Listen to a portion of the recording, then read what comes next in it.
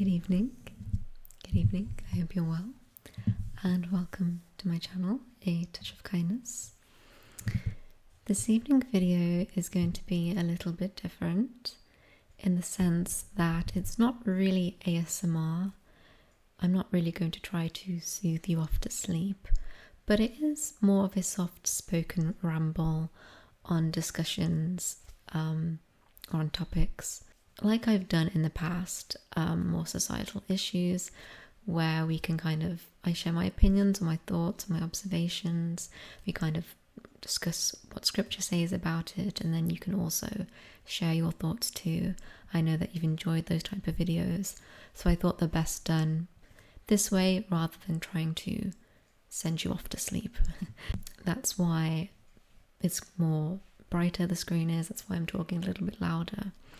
So yeah, I hope that you enjoy these type of videos. I'm going to be trying to do them once or twice a month if you enjoy them. So yeah, I'd love to have your thoughts and your opinions on these types of videos. And so yeah, so you can still get cozy, you can still get comfortable and relax if you'd like. But let's get into tonight's topic.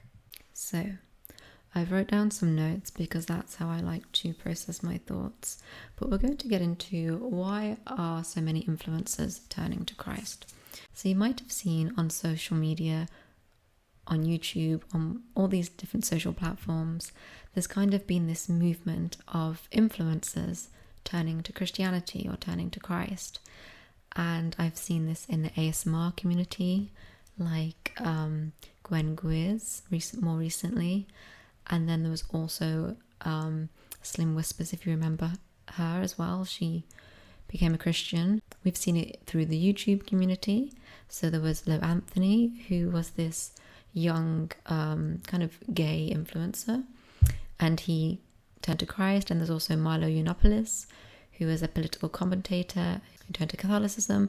And then most recently we see some of the bigger celebrities such as Russell Brand, as well as many other online influencers. So are we seeing a revival? Are these people genuinely having an encounter with Christ and their hearts are changing and people are coming to the Lord? And if so, why are we seeing that now more than ever? Or is this a social media trend? Is this just trending, something to do, and then it will fade over time? So we're going to look into that. And the reason is because I think it's so important to be careful of who we listen to on the internet. You know, influencers have such big influence, right, on people. And a lot of people, especially if they're not strong Christians or maybe if they're new to faith, can be led astray through following these influencers, thinking they're Christians because they say they are or because they have a quote in the bio, right? So I just think it's important that we know who we're listening to and know how to identify whether it's coming from a place of being truly born again or whether they're just jumping on this social media trend of I'm now a spiritual person for whatever reason. So first, I thought we'd look into the why. Why are people turning to Christ? Why are so many people who are achieving such levels of fame and popularity and have all that they can have, why are they suddenly now all turning to the Lord? And so a few thoughts. Firstly, I think it's because today we have more opportunity to be successful than ever before. Anyone can pick up a camera and start creating videos, right? Whether that's on the TikTok, you can tell I don't understand TikTok, TikTok or whatever platform people are using, right? Anyone can create. So anyone can get a following, anyone can be successful, they can make a lot of money from home. They can have all these things that a lot of people are aspiring to be, but then once they've achieved it, they've got the fame, they've got the following, they've got the money. We see a lot of them still depressed. A lot of them are still anxious, or if not more depressed, more anxious, because they've been chasing. They finally got the prize and they're like, oh, I'm still empty, I'm still missing something. And so that's when I believe that they then start to dive into spiritual truths and start looking for fulfillment there. And that's ultimately what leads them to the Lord. And that kind of reminds me of the verse that we read in Mark where it says, what does it profit a man to gain the whole world but to lose his own soul. And that's kind of what we're seeing. They're kind of gaining all the material pleasures, all the earthly things, and then the soul still feels empty. The soul isn't fulfilled because there's nothing on this earth that can fill that little spirit-shaped, God-shaped hole in our hearts other than the Lord. And so that's kind of what's driving people to search for the God, is that so many people can find success, so many people can find fame, they're getting more money, but they're still empty. Secondly, which I think is actually one of the main reasons, that I've seen on like Instagram comments that people have said on YouTube, is that people are waking up. They're seeing that in society there's kind of this moral flip. As society kind of gets more woke, more liberal, more vulgar, more pushing these agendas that are very anti-Christ and pushing it in your face. It's in the TVs, it's in the movies, it's in the music. And a lot of it has dark, spiritual, you see these shows, or I don't really watch them, but I've seen clippets of like the Super Bowl halftime shows. It's very dark, it's very demonic, and they're pushing this darkness on people. And it's actually doing the opposite. People are starting to recognize this darkness, and it's making them aware, or making them think, and when they've never thought before, of the spiritual darkness. And it's making people question what's going on. Like, why is this darkness being pushed so in the face? Why is this being celebrated? And it's making them question, okay, well, what's going on? And they look into it and they start to read about spiritual warfare, and it's making them actually turn towards God. And we're seeing people say, like, they're listening to music and they're feeling heavy afterwards. They feel like there's a bad presence. People are becoming almost spiritually awake in a way, and they're saying, we've had enough, we don't want this in our face anymore. And so they start to search for truth, and they start to search for lightness, and they search for some kind of connection to the spirit realm, because they're feeling spiritually disconnected from God. And so because of all this nonsense and stuff that's shoved in our faces.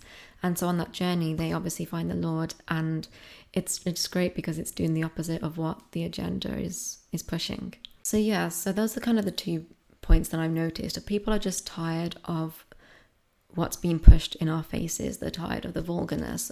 You read that lots of people aren't getting involved in like the hookup culture anymore. They're tired of the moral standards of today's society.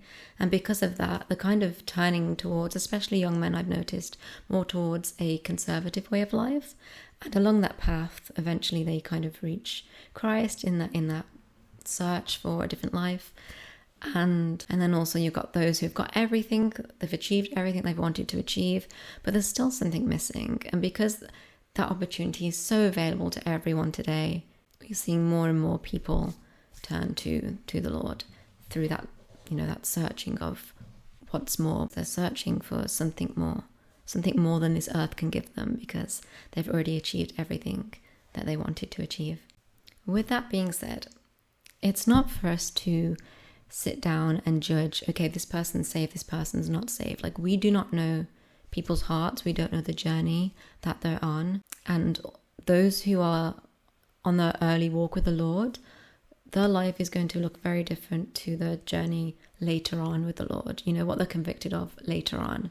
And a quick example is that there was this girl, and she was online, and she was, giving very solid teachings, but when I clicked on her profile, a lot of her older pictures were very, very provocative and very just things you wouldn't post as a Christian lady. And I was a bit like, probably judgmental. I was a bit like, why, how can she be preaching this and posting these photos? And I was very confused. But then, but she was a new Christian, and then within like maybe a month later, she took all those away. So I think sometimes we can be quick to judge, but the Lord's working on people at his own pace. And so it's important not to jump on the things straight away that we don't do because we've been a Christian a lot longer, or because we've been walking with the Lord, I should say, a lot longer. And so we've already been convicted of the things that they haven't been convicted of yet. With that being said, the Bible does tell us that we should know people by their fruit. And what this means is that it's not just how someone looks, but it's how they act. And so yeah, okay, we can't see their heart and we can't see their mind, but we can see their life and we can see their actions. So in this case, it would be the content they're producing. Has their content changed from how they used to post their lives to the lives they post now? So for example, there's this YouTuber that I used to follow, and I thought she was a really funny girl, but she would post quite worldly content. And then suddenly she had this encounter with Christ, and she took down all of her old videos, all of her old posts. She actually went as far as to remove some of the cosmetic surgeries that she used to promote.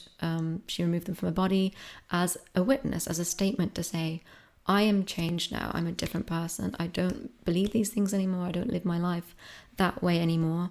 And that's not to judge people who've had those procedures, but it was important for her to, for her in her walk to make that statement, to show her audience that she has changed, and her whole content changed, the way she dressed, the way she spoke. You could tell that she had had an encounter with Christ. Now, in comparison to someone who, says, okay, I'm a Christian now, I've got baptized, and I'm going to read a Bible verse, I'm going to put a Bible verse in my bio, but then they're still speaking the same, they're still dressing the same, the content's still very much focused on them, maybe doing worldly trends, whether showing off the body or talking about ungodly things.